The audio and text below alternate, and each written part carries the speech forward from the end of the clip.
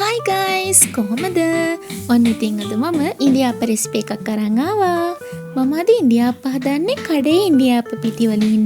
අපි බලමු සොෆ්ට් එකට වේලෙන්නේ නැති වෙන්න කොහොමද ඉන්දියාප්ප හදාගන්නේ කියලා.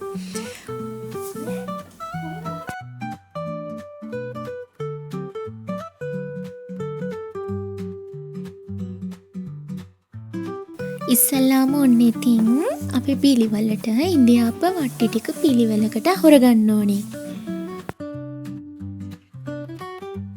මම අද මෙතන ග්‍රෑම් 500ක හාල් පිටි එකතු කරගෙන තියෙනවා. ඒකටම ලුණු එකතු කරලා කවලම් කරන්න ඕනේ. ඒ වගේම ඒකට මද උණුසුම් වතුර ටිකෙන් ටික එකතු කරලා මේ මිශ්‍රණය හොඳට අනා ගන්න ඕනේ. ඒ අතරතුර ස්ටීමර් එක ලිපේ තියන්න ඕනේ. වතුර ටික රත් වෙනකන් ස්ටීමර් එක වහලා තියන්න.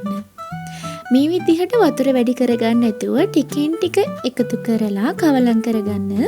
මද උණුසුම් වතුර මේ විදිහට එකතු කරාම මේ පිටි මිශ්‍රණය හොඳ සුවඳක් වගේම ඉන්දියාප්පවල තැම්බිච්ච ගතියකුත් එනවා. මේ විදිහට අතින් හොඳට ඉන්දියාප්ප මිශ්‍රණය අනා ගන්න ඕනේ.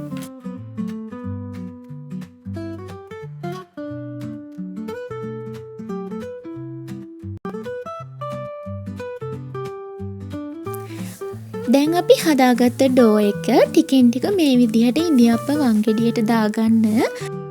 ඩෝ එක දාගන්න කලින් ඉන්දියාප්ප වංගෙඩියේ තෙල් ටිකක් ගාගන්න අමතක කරන්න එපා. ඒ වගේම ඉන්දියාප්ප වට්ටි වලත් තෙල් ටිකක් ගාගන්න. දැන් අපි හදාගත්ත ඉන්දියාප්ප මිශ්‍රණය මේ විදිහට කැඩෙන්නේ නැතිව එකම ප්‍රමාණයට වැටෙන්න ඕනි.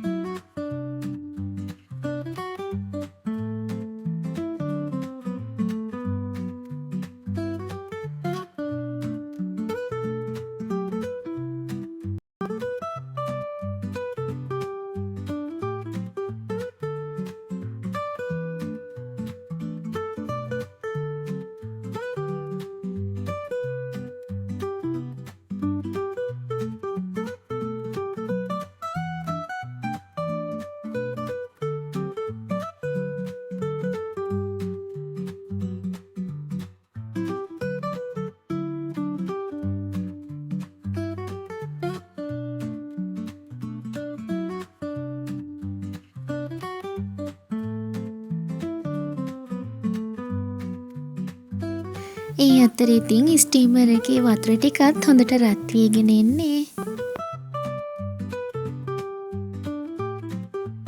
දැන් අපි හදාගත්ත ඉන්දියාප්ප වට්ටි ටික ස්ටීමර් එකෙන් තියාගමු. ඔයාලට රයිස් කුකර් එකේ වුණත් මේ ඉන්දියාප්ප ටික තඹන්න පුළුවන්.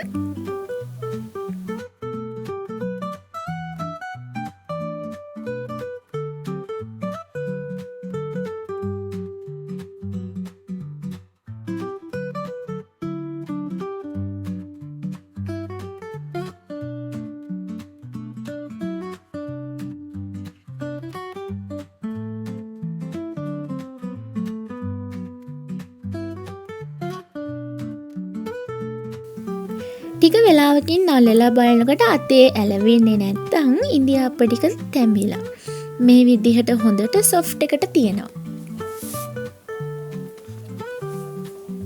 ඔයාලත් ඉන්දියාප්ප හදලා ඇති. ඒත් මේ විදිහට සොෆ්ට් එකට ඇවිල්ලා නැත්තම් ඔයාලටත් try කරලා බලන්න පුළුවන්.